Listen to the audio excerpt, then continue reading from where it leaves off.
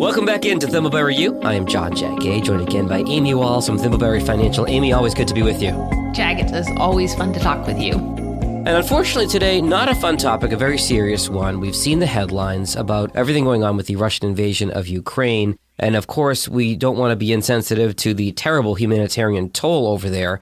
But this is a financial podcast, and we would be remiss if we did not talk about the potential effect on the market. Should there be reason for investors to be worried?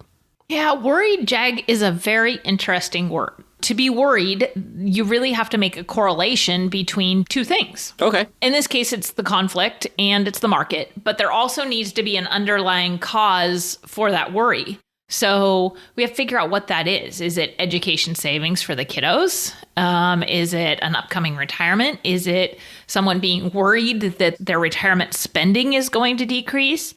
Maybe it's, for some of our clients, cash flow that will be different because the company's stock price has gone down with the recent downturn. And so their equity compensation won't be providing that same amount of cash flow. Right. Stuff we talked about in previous episodes with a lot of your tech clients that you work with. Yep. That makes a lot of sense. You've got to think about why you're worried. Could be worried about the money, my stock market, but that's kind of vague. Like you have to translate that into real life, how it affects you.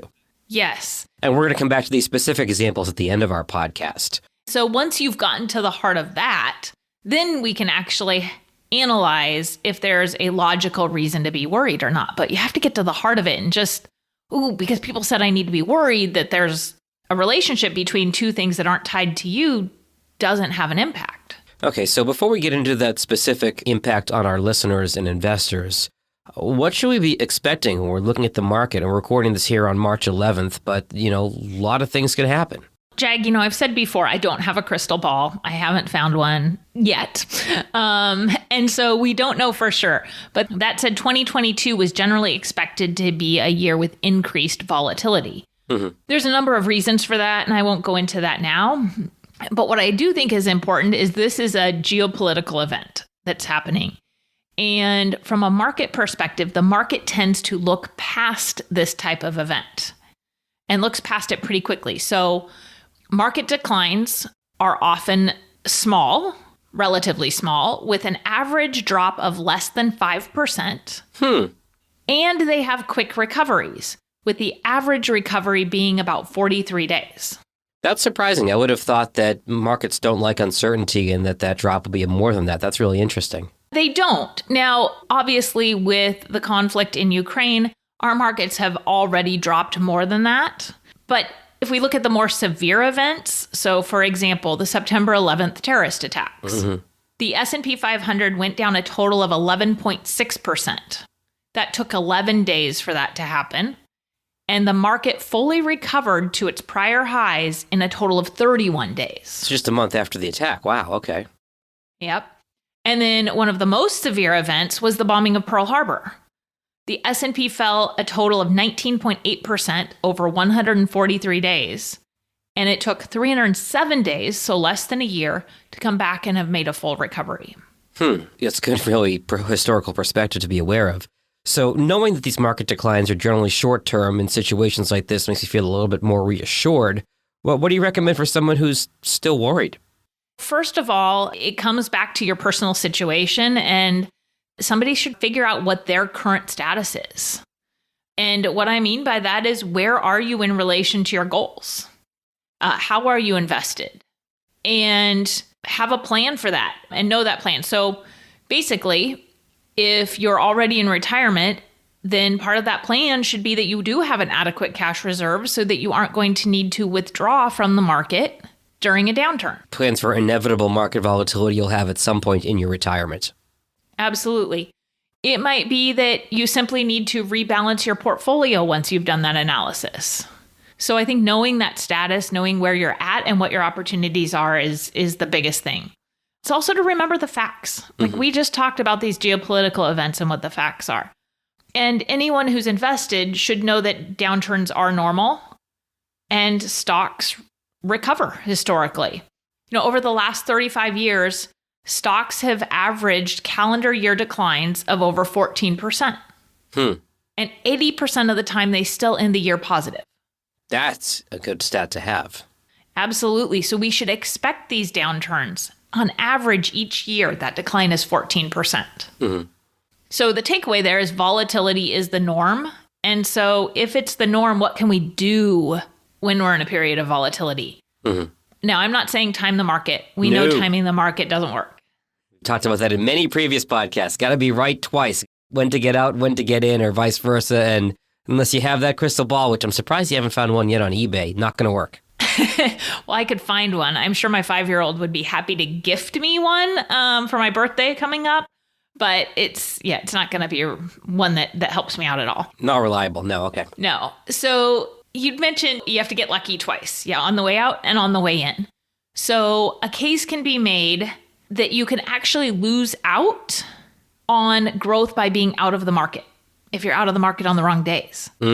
So I think I've shared these statistics with you before, but if you invested $10,000 on January 1st, 1980, then on January 1st, 2019, that $10,000 would be worth $650,000. However, if in that time period, which was 40 years. Basically my lifespan, but go ahead. Yep. If you miss the 30 best days in the market over 40 years, that $650,000 would drop to $125,000. Oh, man. And if you miss the 10 best days, it's a little bit better. You'd have $300,000. But instead of that $650 if you hadn't gotten out at all. Wow. Yep. So this idea that we should get out of the market to avoid having these downturns doesn't actually work when we apply it looking back. I think last, it's, the things that I talk about regularly is knowing what you control and what you influence and what's neither. Yeah. Maybe you set your statement aside and don't open it. I was talking to a client just earlier this week that said, just not paying attention for a little bit. That's my strategy. That's not a bad strategy at a time like this. No. Stop watching the market shows, the market-tainment shows. Turn off the talk shows that are all about money. Turn off the talk shows in general, but that was another point altogether. I mean, their whole purpose, whether it's TV or radio, there is to sell advertising. And so they want you scared. They want you tuned in for the purpose of calming you and helping you be prepared. But in reality, what they're doing is causing more fear. The key to any good marketing is appealing to an emotion of some kind. Yes. And saying, relax, you've got nothing to worry about, doesn't get you clicks and it doesn't get you eyeballs in front of the TV. No, absolutely not. So in all of this, right, I started with know your situation and I touched on knowing your opportunities, but there are big opportunities in a market downturn like this. Mm-hmm. We've had clients that are investing monthly for a period of time who are like, the market's down enough. I'd rather take all that cash and rather than invest it over 12 more months, I want it all into the market now. Huh. Okay. Okay. It may go down further, then it'll come back. They're switching their dollar cost averaging to lump sum investing. It's the old buy low, sell high idea. Absolutely. And then for some, we may be getting close to or past the time of doing Roth conversions. Mm-hmm. We've talked about those in other episodes, but the best time to do a Roth conversion, if you have one planned, is when the market's low. And that is because you basically get free money moved over to the Roth. And what I mean by that, Jag, is let's say your account was $50,000 before the downturn, and that's the amount you were planning to convert to a Roth IRA. Right. All right. Well, now let's say that it's down to $40,000. You're now only paying taxes on the 40 and not the 50. I see. Okay, that makes sense. Yeah. And then when the market recovers, because markets historically have recovered, that money is still worth, what was $50,000 just a few weeks ago. And the growth as it's come back has grown tax-free because it's in the Roth. That makes sense. Okay. Exactly. So in terms of strategies, yes, there's rebalancing, there's Roth conversions, there's changing your dollar cost averaging strategy. So what other good things could come out of this conflict, at least fiscally, in terms of the economy and the market? Well, normally in a conflict, defense stocks do well. That makes sense. Okay, so there's a sector of the market there that could do better. In this situation, we've already seen rising energy prices helping the energy sector. That's the silver lining to paying more at the pump, I suppose, right? I suppose. But I think the last one is one of the things that was contributing to the idea that we would have more volatility in 2022 than we've had recently. And that was the Fed statement that they would be raising interest rates. Right. And so with this conflict and the way the markets are now, there's a chance that the Feds will temper or even reverse that stance. And so that could alleviate some fear, tension, if you will. So that's got to be a tricky spot for the Fed, not to get too far afield here, but trying to temper inflation, which you would do by raising interest rates, but maybe not wanting to raise interest rates with all the chaos around us right now. That'll be an interesting situation to see how it plays out. Absolutely. All right, so Amy, we talked in the beginning of the podcast about the concern being if you have a specific reason for it, if you're thinking specifically about maybe education savings, upcoming retirement spending. What are some specific ways to look at these examples? If you've figured out where you're at, let's use the example where cash flow is lower because the stock price is down and you've got equity compensation coming in. Sure. Okay.